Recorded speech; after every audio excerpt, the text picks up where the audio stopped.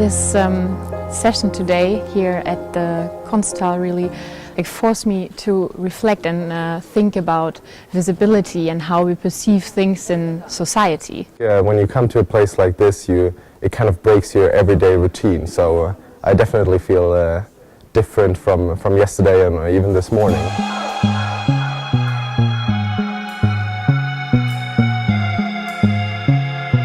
What we're trying to do here is introducing the arts as a way of increasing the knowledge intensity.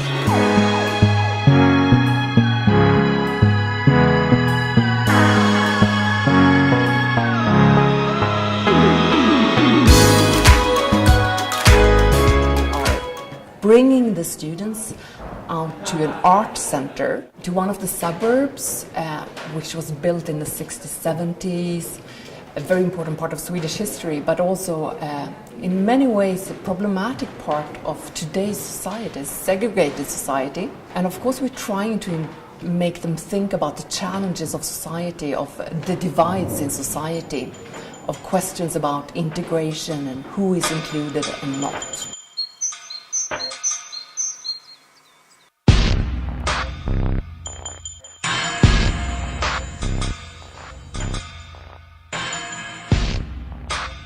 We're also using a framework that is developed at MIT, where we really want them to reflect upon these challenges, observe and sense and listen and see, connect them to themselves, and in the end, we want them to actually take action and think about how they can make the world a better place.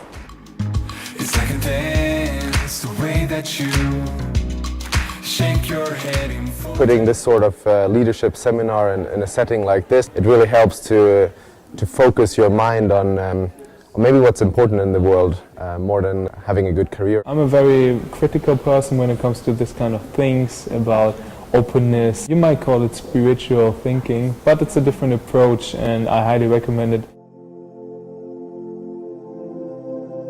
It's also triggering imagination, it's triggering questions that the student might not encounter otherwise. It also becomes very, of course, material. We're sitting under an oak during the seminar, and that's also change of environments, which is another important thing, atmospheres. Really interesting to come out here and mix business setting with some arts and new impressions.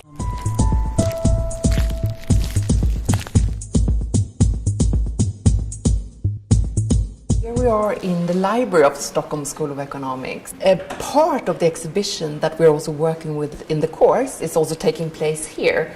It's called bankarota. It's a table from the 1600s, and they used to have these tables for changing money. If they went bankrupt, they would break the table like the artists have done with this table. It's really about exploring concepts that we always work with in business schools.